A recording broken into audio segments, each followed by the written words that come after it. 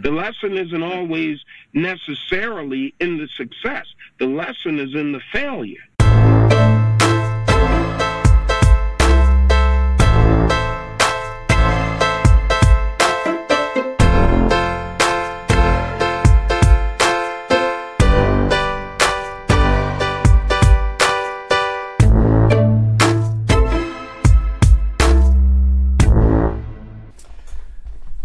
Rob Hango-Zada. How do I pronounce your surname? Hango-Zada. Hango-Zada. Yeah. All right. Okay. So today I'm joined by Rob Hango-Zada, the co-founder and co-CEO of Shipit. Australian Financial Review recently called his company Shipit the Australian poster child for the defence against Amazon. It's also what many would call the Australian poster child for a startup success story. Two good friends identify a glaring problem. They build a prototype while they had full-time jobs, win a series of pitches, leave their jobs, raise a few $1 million, generate a few more. And now their product is being used by the country's biggest names in e-commerce, from Harvey Norman to Sephora and Topshop. That's a story we most know. It sounds like a dream run. They followed the startup template to a T, and it looks like it's paid off. But here today, I want to know why countless others have tried following that journey and failed. What separates Rob and Shippit from the rest? I don't want to know the story I can Google on Rob and Shippit, because I Googled it and I know most of those stories. I want to pull the curtains back and find out really what he had to go through, what he had to risk, and where he was tested to have the success he does today, and what he's learned from that journey. So, Rob, welcome. Thank you for having me, Fab. You're right, mate. So for those who don't know who you are and what Shipit is, can you give us a little bit of a summary? Absolutely. So my name is Rob. I'm the co-founder and joint CEO of Shipit.com. Mm-hmm. We are a shipping engine for modern retail, and what that means is we are the Swiss Army knife of shipping for any retailer looking to compete in today's retail economy. And so we know each other because we were using a co-working space at one point a few years ago. One thing I never asked you is what's your background? Where are you from? Where did you grow up? I grew up down south, so down in the Sutherland Shire. So that was my old stomping ground. Lived there my whole life. And then I ended up sort of getting a scholarship into UNSW and kind of from there into the corporate world and kind of made my way up the ranks before I kind of had that light bulb moment with Will and we decided to jump out. And what do your parents do? What do they do? My dad is a corporate guy by nature, so he was a lifer at British American Tobacco. Mm-hmm. He was there for 27 years, worked up the ranks and became a GM there, more from a finance background. And then since leaving there, he's gone on to do a couple of things in the finance space. And then he's founded his own business in the last few years, surprisingly. Mum, on the other hand, was a stay-at-home housewife, but she also did a bit of data entry on the side and kind of dabbled a bit. That was Mum's story. How did their upbringing of you and who they are shape what decisions you made into going to university and getting the jobs you had up until the point of Shipit? That really stems back to, I guess, the kind of story before what they did in Australia, and that is because I'm a first-generation Australian. My parents are both migrants, so Dad immigrated from Egypt at an early age. He was 14 when he arrived in Australia, didn't speak a word of English. Mum was in a similar boat, so she immigrated from Lebanon to Australia around the same time as my dad, surprisingly, but she was 16. She knew a little bit of English but had to learn a lot and didn't complete high school, so found it a bit challenging coming to the country. I guess that kind of story, which is the classic migrant story, means that there's this big focus on hard work, on education, self-betterment and finding security. And I think that's kind of what got instilled in me from a very early age as well. So success in the eyes of a migrant is, working for a very big corporation where you're well respected, well regarded, and the ability to provide for your family. So just like my old man did, that was kind of what got ingrained in me from an early age. Right. And you did that, right? I mean, you absolutely followed that recipe you were supposed to follow. You got went to university, got the great job, the security, married, had a kid, or was having a kid at the time that Shipit was founded, off memory. Yeah. How then did it sit with you and your family when the world of Shipit started to emerge? Oh, it was a mixture of emotions, guilt, excitement, the feeling that you're going to disappoint people if you fail, the feeling that you're most likely to fail rather than succeed, obviously riding very high in the back of your mind. You always say that ignorance is bliss, and I guess when you're going into it eyes wide open, taking a big risk, it really does make you think twice or second guess what you're doing. And actually, I credit this to Will, being the one that actually dragged me into the kind of spotlight to make a decision with him as to what we were going to do. So, as you rightly put it, we kind of left uni, we went after corporate jobs. We actually had the opportunity to go and join a startup at the time, and we both looked at each other and said, who'd join a startup? It's all about getting the right career and kind of moving up the ranks. So off we went to our grad jobs. I moved to Singapore at that stage and got a job with Procter & Gamble in the FMCG space. Spent a few years out there. Will went down the other route, and he went into consulting with Deloitte. And yeah, had a really good career. I think, spending almost 10 years in industry, I rose to a pretty senior position pretty quickly. I was on leadership programs.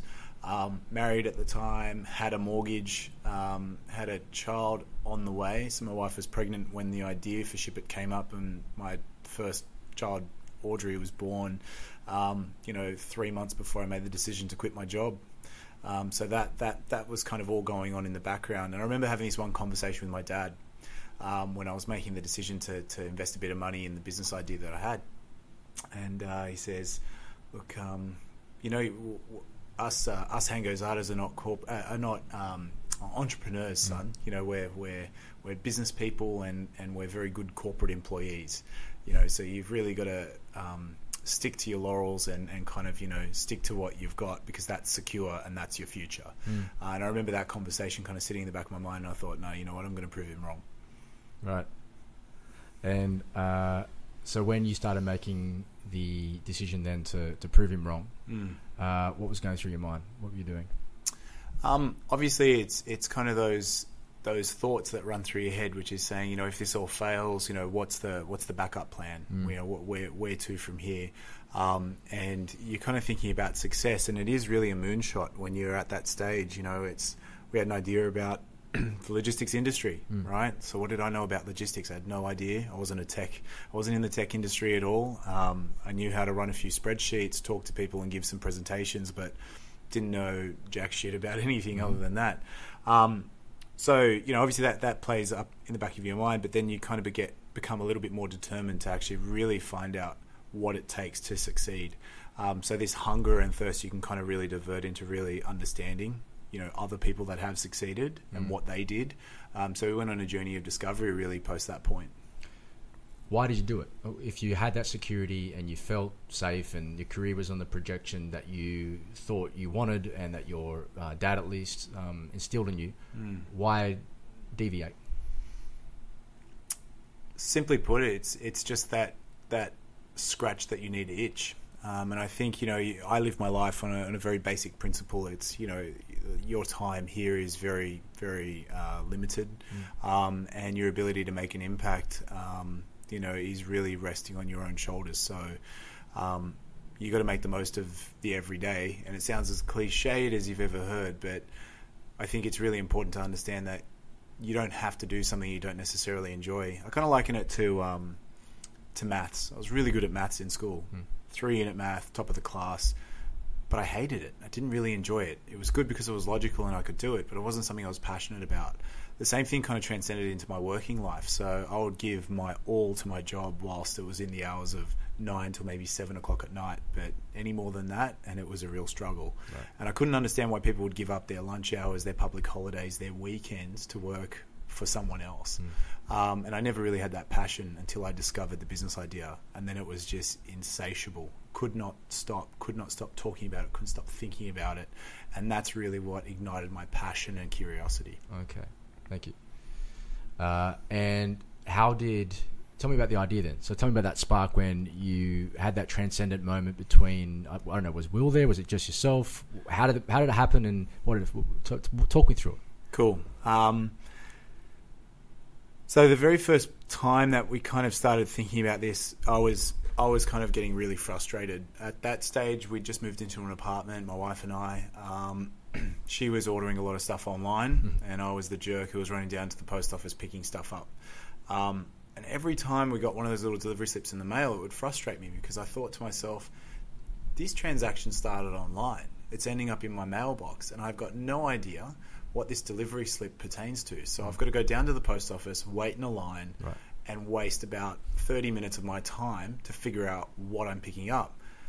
And 50% of the time it was for some legal document or some other thing which wasn't a purchase that we'd made. So, you're getting this rush of excitement. Oh, my package is there. I can't wait to get it. And then this cloud of disappointment when you receive it. And then you kind of get back to wondering, well, how on earth is online retail ever going to grow if this experience is so shit for me and probably for everyone else that I know?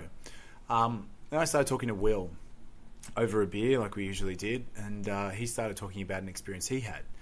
So he'd ordered a vacuum cleaner to his house. He was at work. His house is in Lidcombe. The courier couldn't drop it off on the front doorstep because they didn't have authority to do that. So it turned into this whole cluster of, trying to ring up the retailer that he'd ordered it from, them calling the courier then taking it back to the depot, holding onto it for a number of days, him having to drive his car into the CBD, getting it redelivered to his workplace, the mailroom guy getting cranky with him, that whole rigmarole. And we kind of looked at each other and went, there's probably something in this. And so a lot of people have ideas and a lot of people get excited at that point. Where did you go from, holy crap, this is a really good idea and we can see that there's a gap in the market for this, to actually starting to build the thing? How did you go? What were the steps you took to go through that? I'd love to say it was like a really, clear and easy process, Fab, but I guess this more than I do. You kind of have that idea and that rush of excitement, and then you think about that steep hill you've got to climb to actually do anything about it. Yep. And at that stage, when you don't know anything about an industry, and here I am, this person that's getting deliveries from the post office with that little calling card, thinking, how can I create a software platform that will fix that problem? And you're not even a tech, right? Exactly. And so I think it stemmed from a period of time where I'm quite creative by nature, so I come up with a lot of ideas. I kind of empathize very deeply with people, and I kind of look at human problems, and that was actually my past profession. It was understanding consumer behavior and figuring out how to motivate people to buy. Right. So had a lot of ideas based on those simple philosophies, and I'd kind of written them down. And then, a month or two would pass, and I'd do nothing but just add to my ideas book. And then I started seeing some of the ideas that I had in this book come to fruition. Driving behind a bus, had this idea about, a place where freelance designers could, put up their profiles and bid for work. And all of a sudden I'm driving behind a bus and there's freelancer.com on it. This was, 10 years ago. Right. And a number of other ideas had kind of come and gone as well. And I'd seen other people succeed. And I thought to myself, well, shit, the next one that I come up with, this has to be the one. Will's an executor by nature. So we had this great chat, and he looks at me and he says, right, what are we going to do about it? I said, oh, look, I'll do a bit of research. He goes, okay, by when? And so we had a deadline.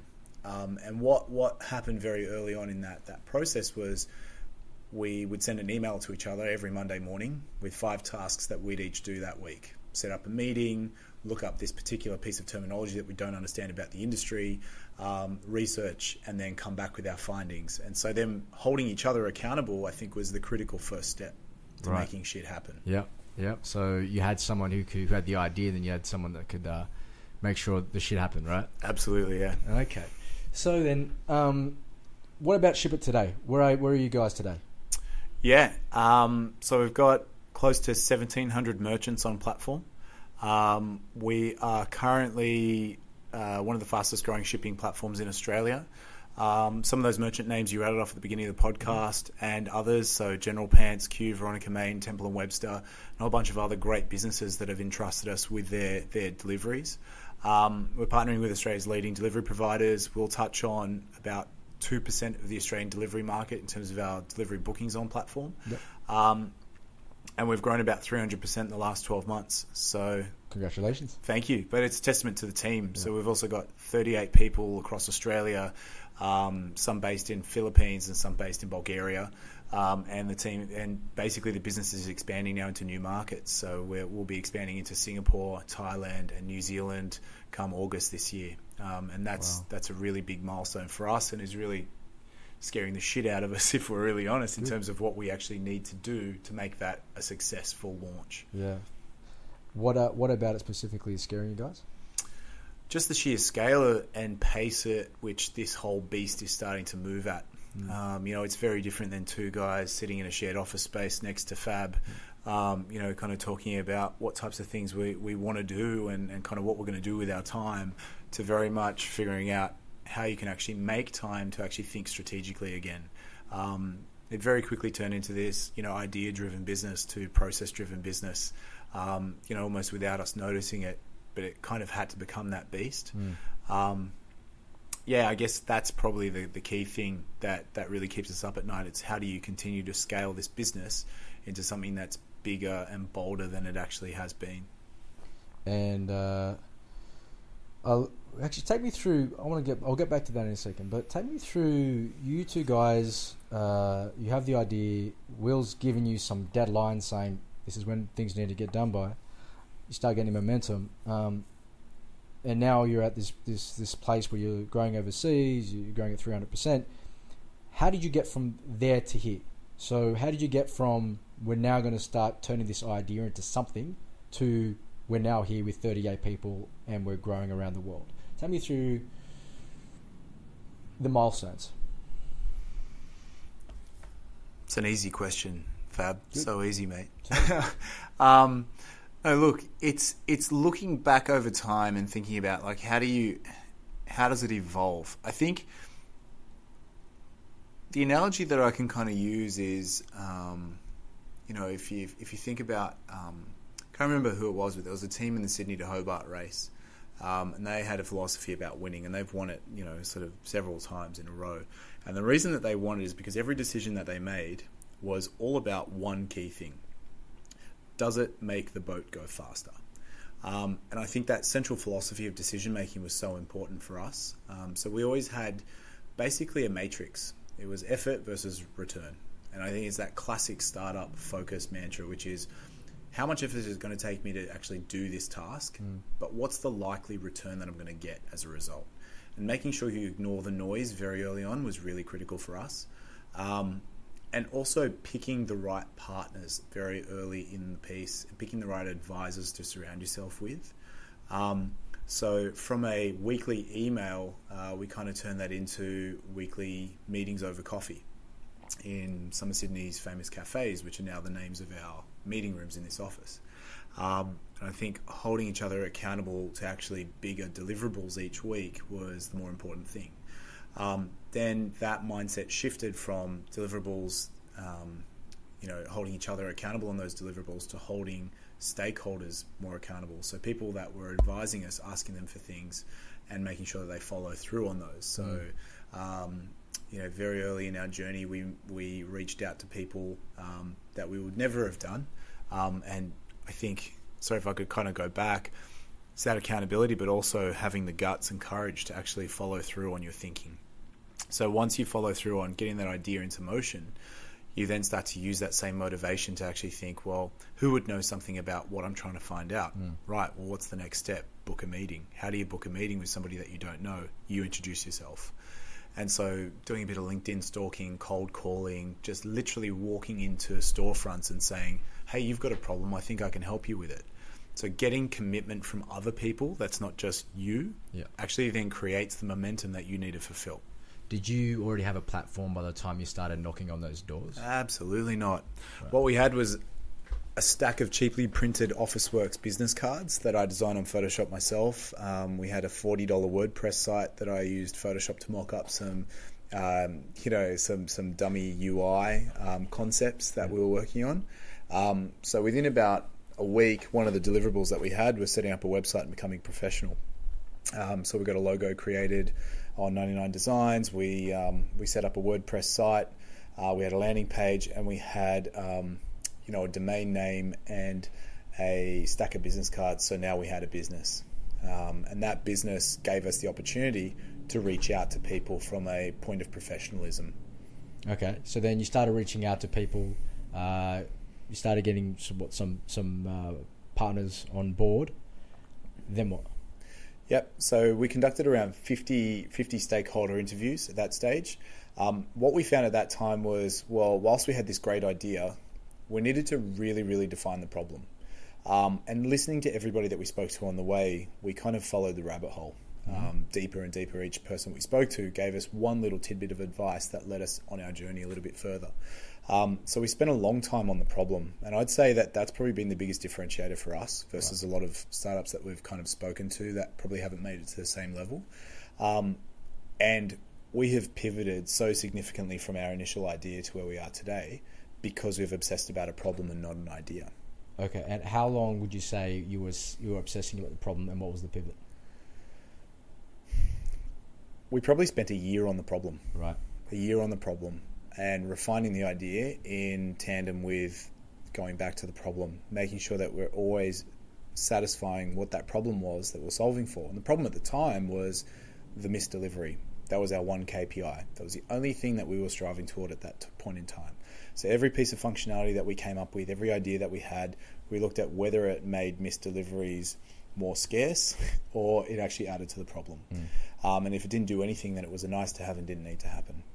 So I'm trailing a bit, but coming back to that, I think it was just making sure everything that you're doing and every meeting that you have contributes toward where you're trying to take this business. So you're looking for appetite to partner.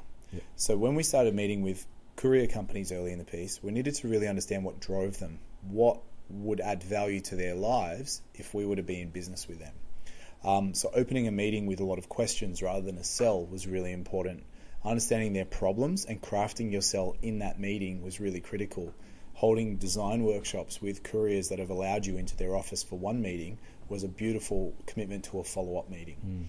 And then from there, you can start to craft what that solution looks like.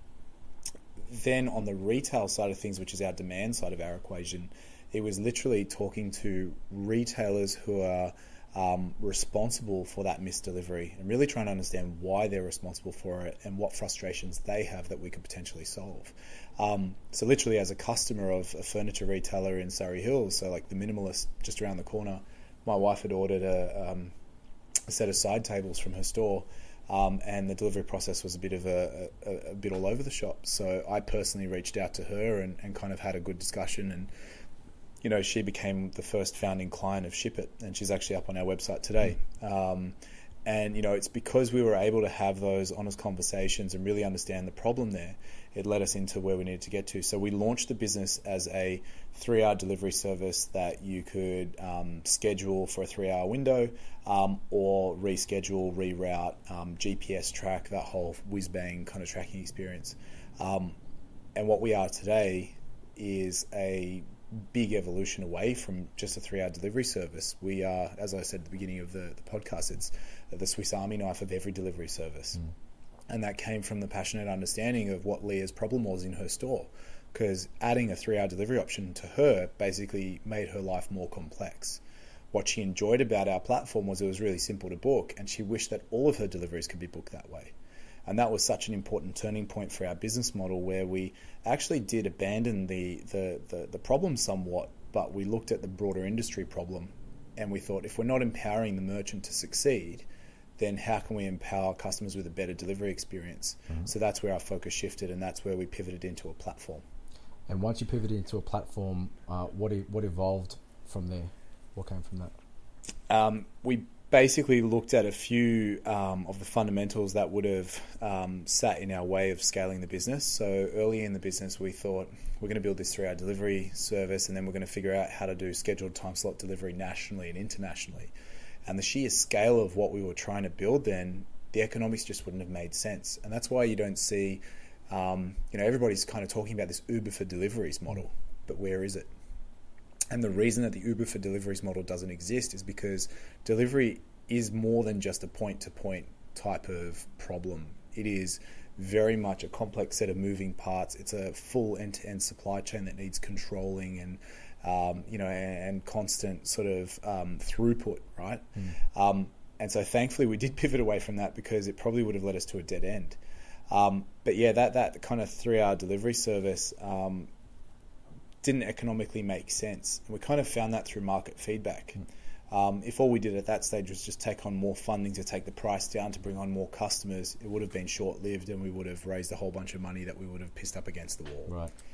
Take me through the funding then. So how did that come about? At what point did it happen? So was it... Yeah. So Will and I had invested a little bit of our own money. I'd say it was a modest amount. We'd been working for some time. It was kind of money that was okay to lose given where we were in our careers.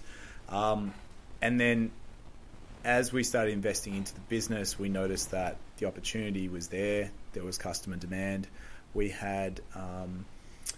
looked for every opportunity to pitch our idea. So there's this simple philosophy which says the more you tell somebody about an idea you have, the more committed you are to making sure that idea is a success. So essentially social contracting. Now that I've contracted absolutely. to doing this, someone's going to keep me accountable to it. Right. Spot on. And that was so important. So that accountability thing again, right?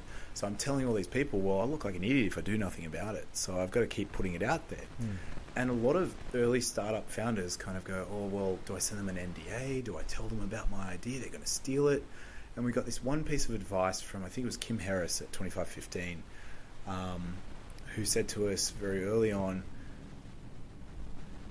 you're the person who knows more about this problem than anybody else and who's more motivated to solve it than anybody else that you'd tell. So tell as many people and make sure you deliver as quickly as you can. And that's kind of what we stuck to. So I guess we social contracted quite a bit, and in doing that we'd also make sure that we were making ourselves present at every pitching event.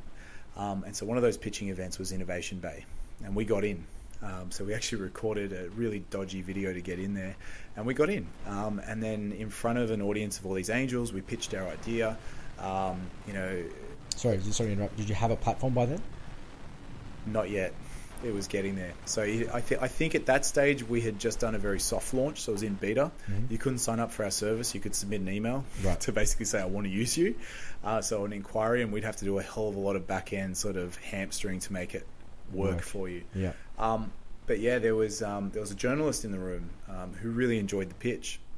So whilst we didn't get a single dollar out of any angel in that room because they thought that the idea was big, so they thought that the industry issue was giant, the requirement for funding was huge, but had no idea what the differentiated model to actually succeed in that opportunity was. Right. So effectively, they thought we had a great pitch, great bunch of guys, good industry, needs money, just not for me. Right. So we got no money out of that, but we got a press article. The press article was published in the SMH, and from that article, whilst we're in our full-time jobs, our emails were just blowing up with customers inquiring. And then we're stuck in 4-hour workshops in our corporate jobs, and we're having these debates on the nuances of certain language in briefs that we're going to send to a media agency that doesn't even read the brief.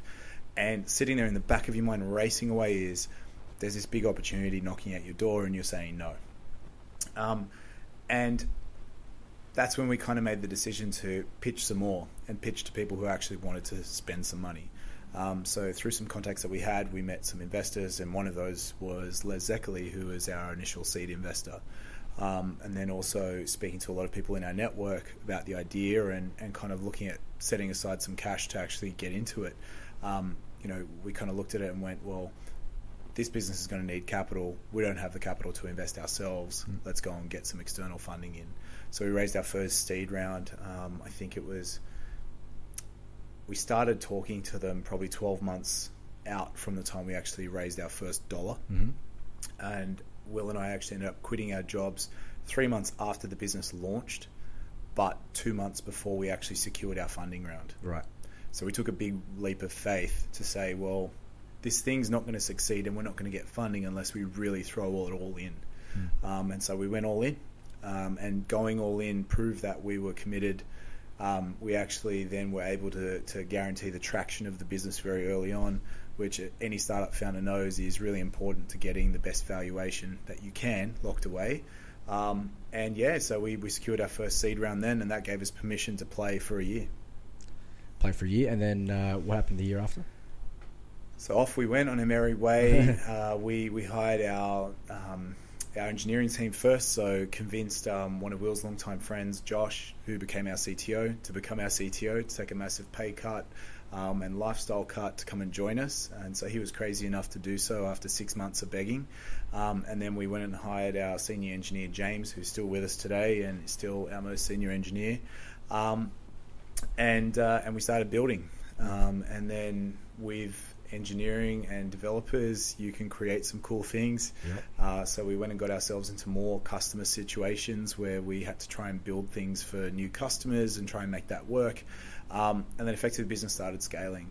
But then we got to a point at the end of December, I think it was 2015. So it was almost the full year of our business being in operation. I remember having a discussion with our board at that time, and they kind of looked at us and said, guys, you've had some great growth in your delivery volumes, but your business is making no money. If you don't pull a rabbit out of your hat in the next 3 months, you won't have a business. So we went back to the drawing board, and that's when it really solidified our plans at becoming a platform and becoming a SaaS business, and actually then fully fleshing out our software and focusing on that as our end goal. And doing that actually meant that we could self-fund the development and innovation within the business to actually then create the business that we have today. So, okay, take me through the two models. Before you were charging, how were you making the money, and then at what point did the board say you're not making money, you got to make a change now? Then you went to a SaaS. So, take me through the model before and what it is now. Sure. Just from my understanding. Yeah. So the starting model was a delivery service. So the platform was million ends to connect you to our delivery service. So it was pay for transaction? Was that what it was? Yeah, so pay per delivery. Yeah. So if you bought a delivery for $10, we would make a margin on that delivery. Yep. And the initial model was we'll connect into a courier company until we get sufficient demand, and then we'll go and hire our own drivers and kind of run an on-demand delivery service. Right. So it was really a hack for liquidity to get the business up and running without having to go recruit drivers as you're recruiting customers. Right. It was actually quite fortuitous that we did that because everyone else was out in the market recruiting drivers. So you saw the rise of Uber, you saw the rise of Deliveroo, you saw the rise of all these on-demand services, or the gig economy in that sense. And we totally went the other way and just focused on demand. And the ability to do that was actually more liberating because it actually then meant that we were in the driver's seat to enact a platform play. So earning delivery revenue whilst our model was kind of changing in the background kind of meant that they didn't fit together anymore because not every courier company was happy to be resold. We weren't really responsible for the product, so we were charging for deliveries, but it wasn't really our product. And so we were investing pretty heavily into the software to do all this cool stuff. And we realized that there's a lot of value that we're generating in the software that we're not actually charging for. So that's when we introduced the subscription fee into the business, and then that liberated us not to just have courier services we made money on, but also carriers like Australia Post that you can connect into the platform, which actually then benefited our merchants a lot more than us pushing our own courier services down their throat. And so the two lines of revenue were really the software revenue from the subscription fees that we make, and then also the shipping revenue that we make from the deliveries that we resell. Okay. And then so you pivot again. In terms of your model, for financial model or revenue model, when did you raise it? Because I know you raised. I read online that you raised just under 3. Yep. And you're oversubscribed as well, so you knocked back. Yep. So we kind of ran with the existing investor set until around May last year. I think is when we locked away our second round, which was termed our Series A. But we don't really. It's just a round of capital really into the business.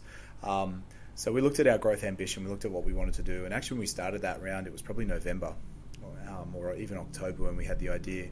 And so looking at the amount of money that we needed to raise, we kind of looked at it and said, right, well, we're probably going to need anywhere from $3 to $5 million to make this business really do what we needed to do. We had a really good end of year that year. So basically November, December, January, so our revenue almost triple in that small space of time thanks to Christmas sales and Black Friday and all that sort of stuff. And basically it reduced our requirement for capital. So we'd oversubscribed the round. I think we had investment interest up to about 5 or 6 mil. And then we kind of looked at each other and went, right, well, it really is about making sure that you've got just enough in the tank to get you to where you need to get to, and no more and no less. And so we ruled a line at 2.2 mil and said that's all that we want, and we handpicked the investors that we wanted around the table. Okay. Now let's start getting into some of these questions. Cool. So through all this, a few things that stood out to me to begin with. One of the things you said at the start was that when you were leaving your business, you had this fear of failure, right? And when you went out and started to make these social contracts and making these commitments to doing these things, you were going to be held accountable to if you were to fail. Yeah. So that fear just becomes amplified again. What I find interesting about you specifically in this scenario is you can do two things. You can either tuck your tail between your legs and say, well, that's it, I'm going to crumble under the fear, or I'm going to step up and prove to everyone that I can do this. One of the lessons I've already taken from this is that you made commitments and delivered fast on it as well. Because I think people can make these big commitments to people and say, watch me do this, I'm going to do this, but then sit on it for 6 months, a year, and then nothing happened. Because what happens then is you're a sayer, not a doer, and I can't commit to you anymore. I can't believe in you anymore. So it's interesting that you personally have done that. When you raised, why did you, aside from the beginning to get that initial capital in, why did you raise it all? I think it's all about taking informed risks. You hear these founder success stories. I went all in. It was all on credit card debt, and I made it happen myself. I think more than the capital, it's about knowing that you're not the sharpest tool in the shed. Right. Knowing that you're not the expert at everything. Knowing that there are things, that there are unknown unknowns out there, and it's best to surround yourself with people that do know. But surrounding yourself with advisors is one way to do that, but they're not really committed to your success. No skin in the game. You want somebody who's got skin in the game, who's going to be on the sidelines cheering you on and also telling you when you need to improve your game. And I think that's probably the primary motivation for us. And it was also at that stage, like thinking about seed investment, it's like, how much money do we really want to pour into this business? I think from our initial investment, we kind of looked at each other and went, right, we'll throw 15 grand each into this business. And then that quickly turned into about 30 or 40 grand. And then to build out all the things that our customers wanted, the dollars were starting to rack up. I kind of looked at each other and went, I could remortgage my place. I could draw down on my home loan. I could sell my car. But did we want to do those things at that stage? And, maybe we probably should have, given where we are today, but I don't think we would have got here without the investors that we had in the So what do you mean given where you are today, as in because it turned out right? Yeah, exactly. Okay. So given, because at that time as well, it's really about, sweating it out and making sure that you actually have a business. It's the highest risk, kind of time in a business, is that founding period, which is finding product market fit. And during that stage, it's a fine balance because it's about focusing on cash flow and focusing on feature development, speed of execution, all that sort of stuff. Okay. And then you find these guys to help you invest. What, if any, what mistakes have you made in your fundraising? I would say it's hard to call them out as mistakes, right? So I always look at success and failure as not necessarily binary, right? So I think there's a common adage out there which says, you've only failed once you've decided you have. And I think, you need to treat everything as a learning experience. So I kind of flipped the question, Fab, to what I've learnt through that investment process. I think at times it's very easy to default back to, your kind of upbringing, right? And so, my upbringing, being son of a migrant and a very strong sort of personality type is you kind of, you respect authority a lot.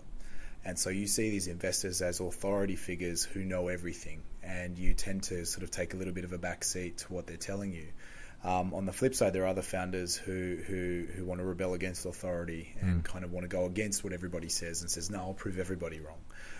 And I think, Will and I represent that fine balance between the two, but at times we probably default to respecting authority a little too much, so always trying to do the right things.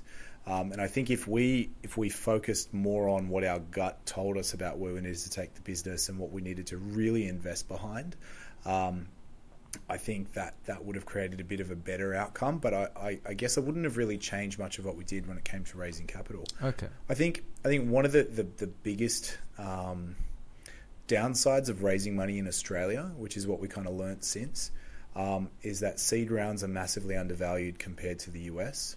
And the problem with that means, it's not to say that every idea is worth, millions and millions of dollars, but it's to say how much room does a founder have in their business to actually grow and scale it really quickly with other people taking an equal amount of risk. There's a risk appetite threshold within the Australian market which says every seed startup is worth $2 million. And of that $2 million, $500,000 is a seed investment. And I think that that was something which we just walked into and kind of went, okay, well, this seems like this is what the market says about seed capital. But really challenging and questioning why that's the case, and really finding the right backers who are going to invest at the right valuation, I think is probably an area which I would urge a lot of founders to think about. And if it's all right to talk about, then do you feel like if you were to, not to use the word, if you were to do it again, what would you do different then, knowing what you know now? I probably would have invested a lot more of my own money. I probably would have been more confident to go and ask family and friends for their money to invest in the business. Rather than getting the initial seed or... Yeah, it would have probably delayed when you took seed capital on. But obviously the longer you can wait to raise money in the Australian market, because look, going overseas was not an option for us. We're undifferentiated versus any other startup that's anywhere else in the world. It really comes down to the founders and the relationship you can build with a potential investor, and whether that investor really believes in the domain. Right. And I think it just is what it is. So the only variable you've got to play with is when you raised. So for us, if we could do it all again, we probably would have waited a little bit later in our journey to raise, once we'd kind of really solidified out that product market fit sort of period and figuring out what we actually were. Because when you pivot, it's quite costly for a founder's dilution. Okay. All right. So, not being presumptuous, but the biggest impact of raising too early was the dilution of the equity. Absolutely. But, there's kind of this other school of thought in the startup world, which is, a big percentage of something is 100% of nothing. Is exactly nothing. It's that whole point, right? So everybody just defaults to these little kind of guidelines in their heads, and they just go, oh well, we just got to raise money. Oh well, it doesn't matter what the dilution is, because at some point we're going to make hundreds and hundreds of millions of dollars out of this. And I think it's just being realistic. As a founder, you need to be realistic about at what point are you looking to tap out, if at all. I mean, for Will and I, it's pretty clear. We got into this thinking we wanted to make money, but we became so passionate about the problem domain, as I was kind of talking about earlier, that every time we turn a corner, there's a new idea or there's something new that excites us to keep going. And we're not looking at it as to how quickly can we exit and liquidate our investment. It's how can we make this a legacy that lasts. And that's a very different mindset to be in. So dilution is probably less important to us right now. What's more important to us right now is the full success of the business, but it obviously does limit your ability to continue raising and holding a controlling interest in the business. Okay. So if you project out 3 more capital rounds, you become a minority shareholder as a founder. So, the more times you raise, the more diluted you get, unless you really hit that massive ramp up, which is extremely rare. Okay. I know that's just something that we've talked about before, not here in the past, is because I've always, I've never gone through the raising journey before. I've dipped my feet into it, and I threw myself back out, maybe because of the ethnic background as well, of having to owe people money and take money from people and ask cash, mate. Just pay cash, we'll get it done. Yeah. So, I've found, but I've watched from the sidelines as companies have raised money, and I've always been curious, because I've seen it, as you just said, go in different ways. It's people try to hold all the ownership but then end up with nothing. People that have just wanted to make headlines of newspapers and be on the top whatever lists, so they give everything away to people who they know are going to build the business up quickly, but they really end up with nothing and ends up being a short run just for the sake of an ego. And then I suppose the question is, where is the line in between that you give enough away that it works for you. So in your case, regardless of if you feel like you may have given more away than what you should have in hindsight, I think it's needless to say that if you didn't have the people you did have on board, it'd be questionable of if you would be where you are today, at least at this point. Yeah. Yeah. And you see all these headlines. I think Safety Culture just raised $60 million, right? But they've been in the game, 12, 13 years now. Right? So they're not an overnight success story. They've been grinding it out from a garage to where they are today to get to the point where you can raise $60 million and not give it all away. And I think everybody's obsessing about the amount of money that they raise. What we kind of found out is the whole raising process is all about being pragmatic. Right. It's all about risk versus return. So do I want to risk my mortgage for the sake of the idea, or do I want to risk someone else's money but also have them committed to my success? I think just as a customer invests in your business, they invest in your success as well. You need to treat everyone who gives you money, whether it be a commercial transaction or a specific investment into your business, as a commitment to wanting you to succeed. Because nobody pays for a service that they don't want to be good. I didn't pay for my coffee because it was going to be a shit coffee. I'm paying for that coffee because I want it to be a good coffee. So once you get paid, you need to keep in mind that responsibility to deliver. So I think it's a balancing act. There's no right or wrong way about it. But what we actually discovered ourselves is there's a certain amount of money at a certain scale of your business that actually doesn't make sense to raise. Founders in the US, it's a very different market dynamic. So if you're trying to follow the mantras of, someone like the Slack founder who came out and said, we didn't even need the money, but we raised because we could, and so we've just got the money sitting in the bank. Massive inefficient use of capital, totally not the way to raise money in the Australian market. Unless you're getting some ridiculous valuations where it makes sense to build a war chest, to enter new markets and kind of expand the business as quickly as you can. But if you're raising money just because you can at a dilution that makes sense, but you're not going to actually deploy the capital, why dilute yourself? Yeah. So we found that there was an optimum balance of how much capital we could deploy, because you just can't hire fast enough. You're just one founder or you're two founders and you need to spend $3 million. How do you spend $3 million in 12 months? If you really think about it, that's what it comes down to. And so you see some founders kind of investing in their office space, making it the coolest place to work really early on. We were ghetto. We were sitting shoulder to shoulder in every single office environment we've ever been in, because what we chose to invest in was people and in our business to succeed, not necessarily in the things that make our business look good in photos. So when clients would come over, they'd laugh at the fact that we had a ping pong table that doubled as a boardroom table. And the reason we did that was not to be quirky. It was because we literally couldn't find a boardroom table for under $300. And we knew that we wanted to give the guys in the office a ping pong table, and that was $250. So that's why we did it. So the culture was more important. Yeah, culture and cost. Yeah. And I think, Will's a tight ass by nature. So, I'm the guy who likes to buy the fluffy stuff. He's the guy who questions every single penny that you spend. And so having that balance again was really important. But yeah, just coming back to that frugality, I think we've been one of the most, fiscally responsible startups that we've known. Why do you think that is? I guess bootstrapping from an early stage in our business. So knowing that every dollar, it's a weird feeling, right? So pre-starting Shipit, every dollar I ever spent was to go towards my home, to myself, to my wife, to my child, to whoever. Then starting Shipit, you're investing $1 into something which is not really all yours. You're investing. And then when you start employing people, their salary is actually your money. So you're paying somebody to do a job for you.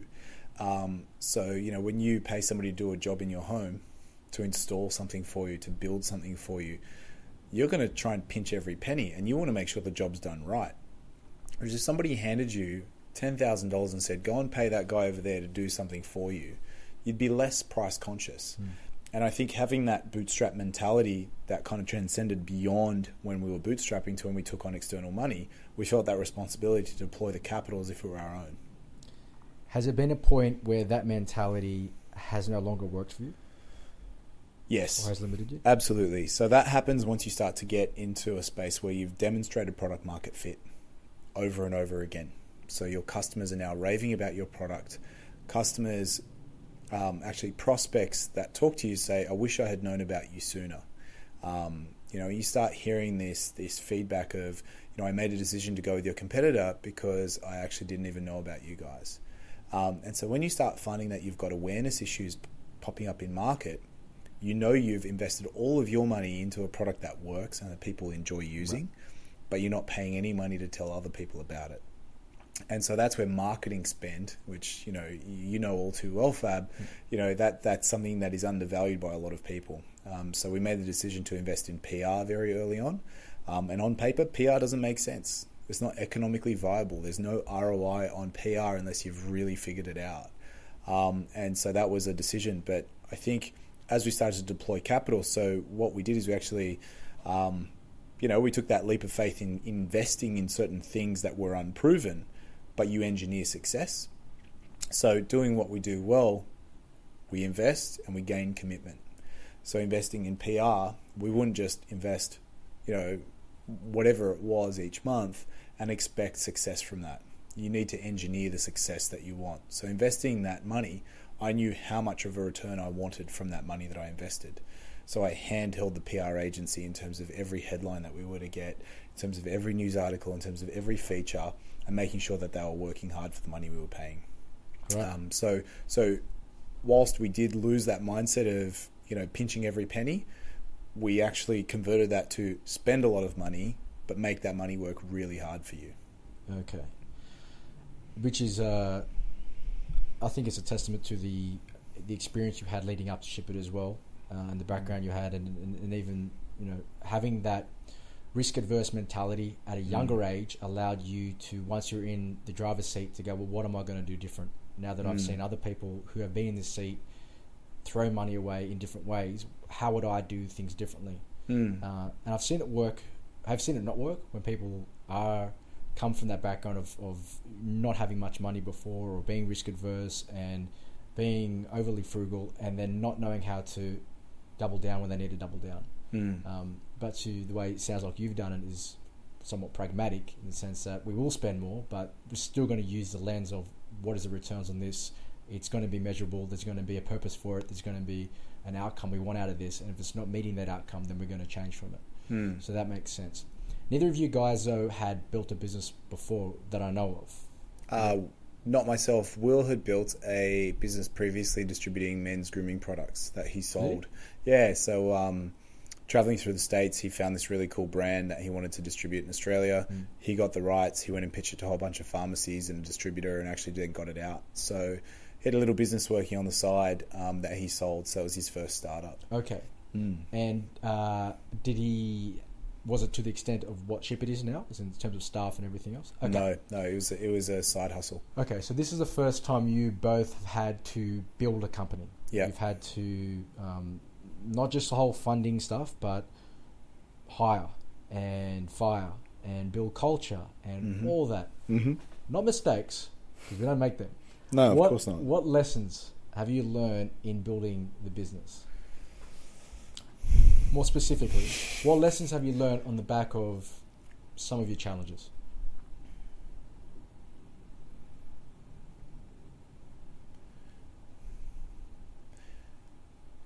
Back yourself is the first thing that comes to mind. And why I say that is because the reason you choose to do things... So when you're starting a business, so obviously we've got 38 employees now, but all the work that's being done by 38 people today was at some point in some form done by me or done by Will. And you need to get to a stage where you're comfortable getting rid of work that is stopping you from giving your best work to the world. So there are things that people are naturally good at. So at Shipit, we recently subscribed to Strengths Finder. And it's this whole Clifton Strengths thing. If you haven't heard of it, look it up. It's really good. Only costs you $20. Jump on it, do the test, and see what your innate strengths are. So there are things that you're really good at. What I found that I'm really good at is talking a lot of shit, selling things, talking to people. Not very good at executing. That's Will's job. Will knows that he's very strong at executing, very strong at influencing, probably not so good at strategic thinking. And that's where we complement each other quite well. And I think in building a business, realizing what your strengths are and really realizing what your weaknesses are very early on will ultimately ensure your success. Because when it got to a stage where I found that I probably wasn't the best salesperson in the room, I need to go and bring that person in. When I found that I wasn't the best person to do the accounts anymore, I went and brought an accountant in. When I wasn't the best person to be running, certain parts of the business, you'd go and bring people in to replace you. So you're practically firing yourself from responsibilities because you're not good enough.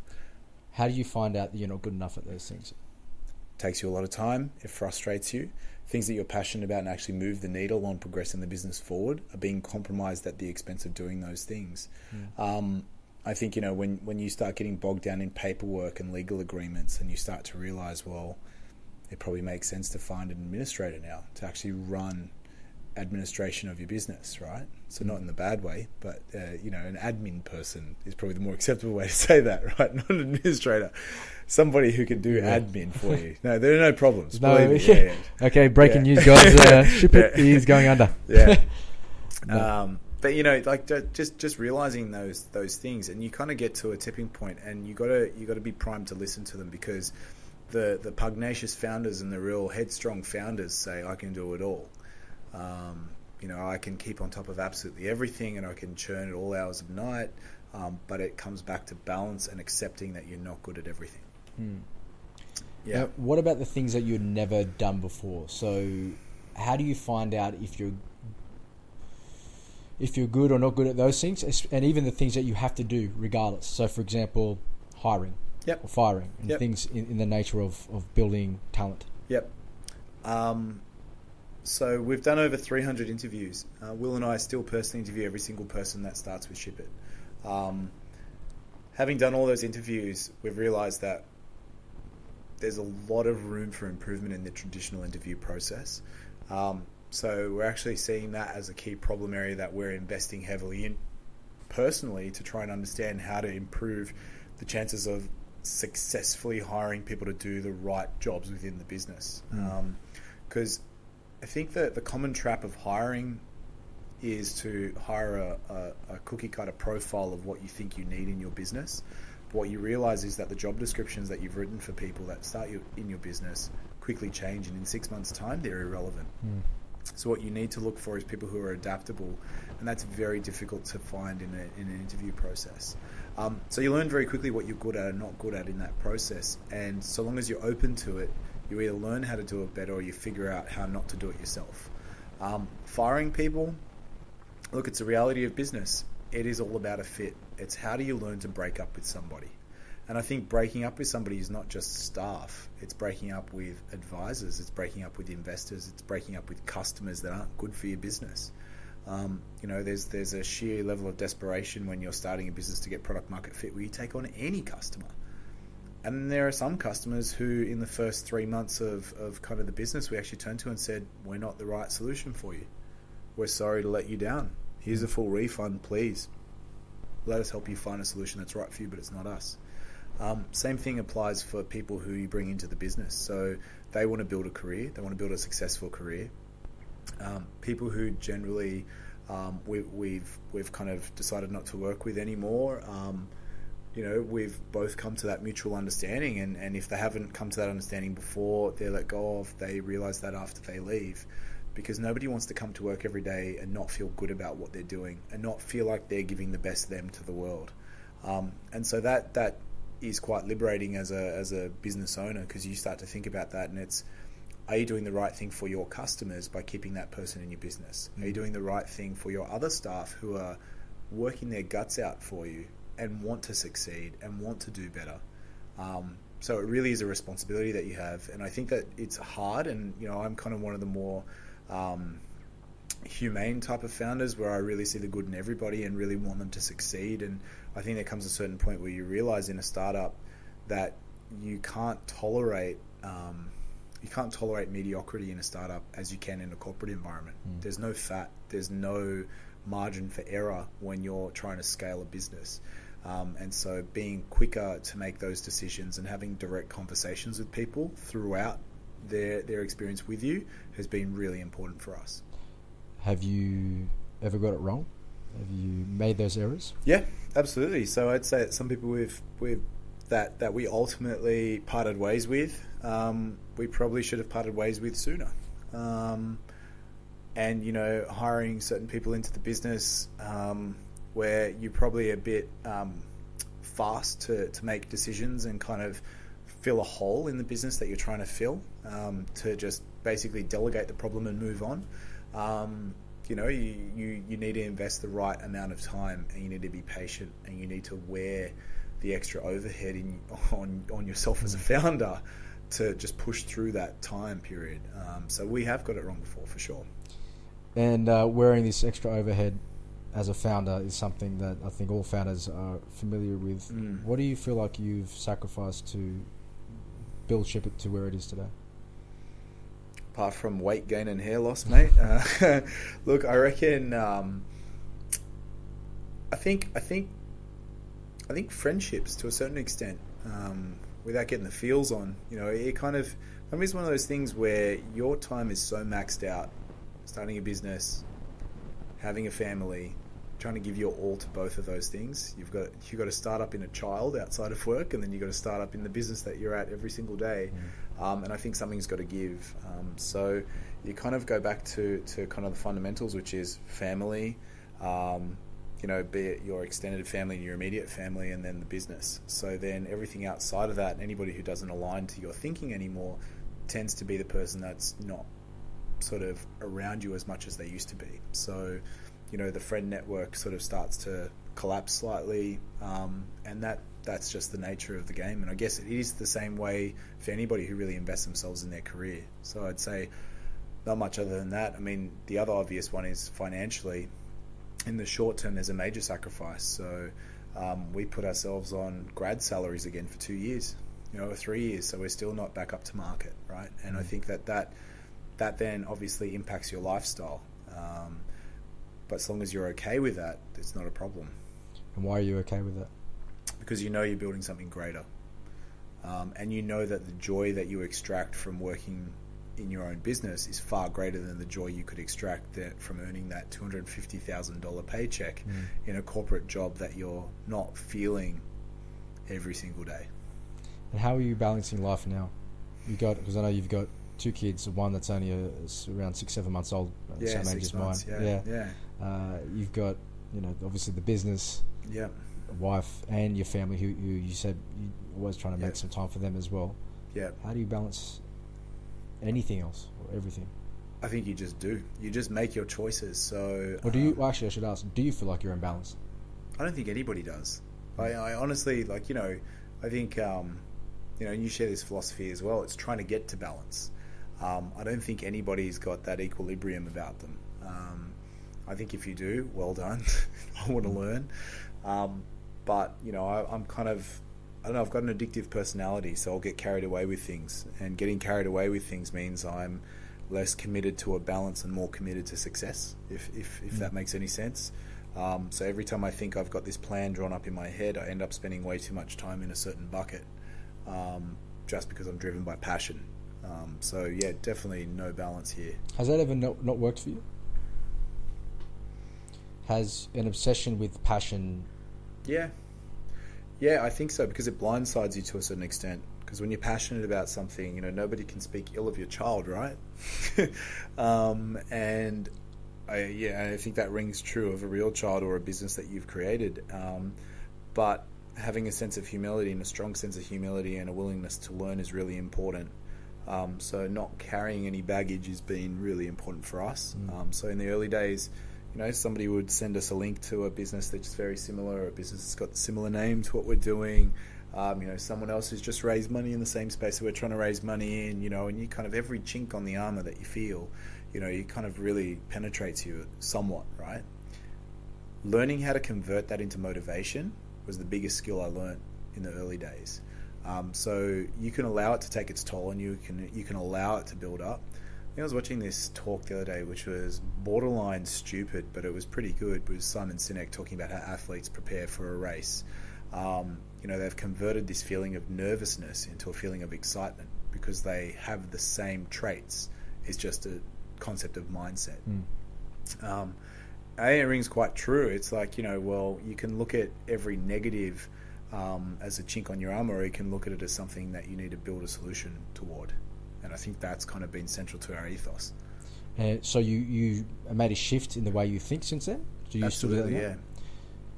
I like that. I mean, I like the idea of changing the way you think. And I heard this thing not long ago, which was about that, because you hear it a lot. You just don't think like that anymore. Change the way you think. How often do you think about that question though? Like, how do you think? And all thinking is answering questions you ask yourself. Yeah. That's all thinking is. Yeah, absolutely. Right? So if you ever want to change the way you think, you ask yourself a different question. Yeah. That's the only way you can change the way you think. You just have to ask yourself a different question. And so at some point you guys have, or you, because I can't speak for Will, but at some point you were taking those hits to the armor there and you started looking at it a different way. What questions did you start asking differently to yourself? Or how did you start thinking differently about those situations? How did you turn it into motivation? I think when you're comfortable that you've actually got something, right? So I think that's the difference. I think in the early days, it's really easy. It's about building a solid foundation, Fab, right? So, and it's only kind of thinking about it now, right, that you actually start to put some meaning behind it. And I think you can kind of sweat the small stuff if you're not confident in your foundation. Yep. And the foundation for us comes back to the problem. So when somebody, tries to neg your idea or tries to take away from what you're building, you always go back to, well, they just don't understand the problem.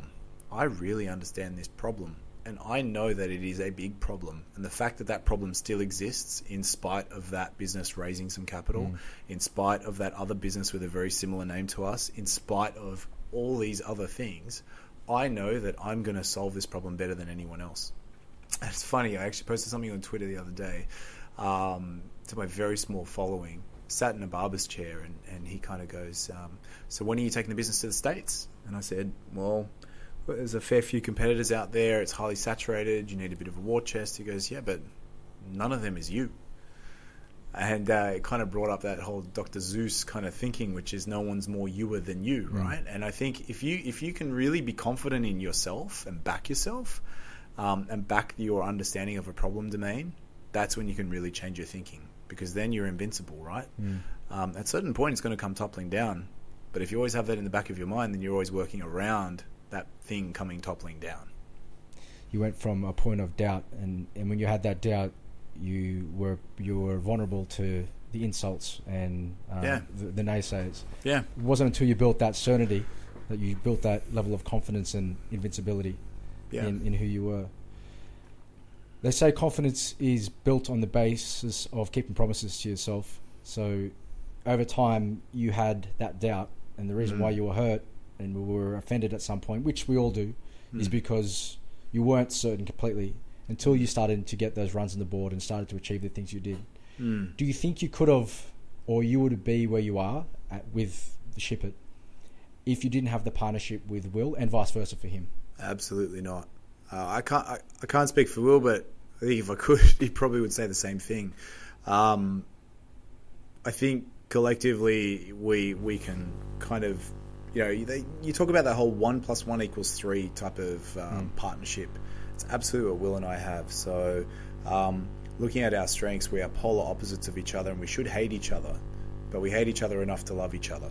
And I think that with the chemistry that we have and the foundation that we've built as mates foremost, business partners second, we're so honest with each other that it allows us to blow up at each other in the day, go home, reflect, apologize, talk it through, and then come back the next day to start it all over again. I definitely wouldn't have been able to progress the business idea to where we got it to today without Will. And I don't think that Will would have been able to solve the problem as well as we have without me. And I think that, the union is so important. And I always talk about like chemistry of founders, where you need somebody who thinks up and out, and you need somebody who thinks in and down. Because once you've got those two bases covered, it's like being in a shootout, right? So if you're in the middle and you've got somebody with eyes in the front, eyes at the back, then you're invincible in that sense. Has there been any lovers' tips? Any point where... Absolutely. Yeah? So there have been major blow-ups in the middle of the office, lots of periods of time where, your staff kind of look at you a little bit awkwardly. It's tensions are running high, you're stressed, you're sleep deprived, you're under a lot of pressure to deliver. Inevitably you blow up. And if you're comfortable with somebody just like you are with your own partner at home, you blow up with your business partner. I think in time we've learned to curtail that to a certain extent. We still have our blow-ups, and I think it's central to our DNA here. So one of our values at Shipit is we're mates first, but we're direct to everyone. So it's a no bullshit approach. So you're just calling it out, and if you happen to piss somebody off, you got to talk about it. Love it. And so what's the future for Shipit? Where you said you were going to Asia? Yep. So Asia's next cab off the rank for us. So we've been taken there with a fairly big client of ours that I can't divulge yet. Tell me his name. Who are they? Hey? Who are they? Sephora. Yeah. So they're taking us. You don't have to tell me that, by the way. It's making the cut, everyone. No, I'm joking.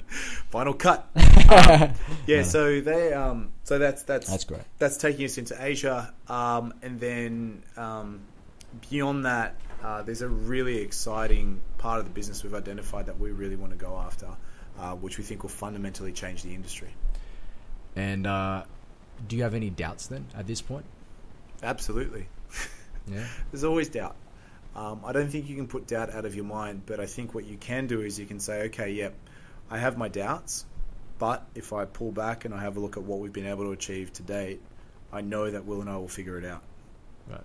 So this is the thing again of you've kept enough promises to yourself to create that belief that if we can do that, then why can't we do this now? Absolutely. Amazing story. Now, there's two last questions that I've got for you. This is the two last questions I give to everyone.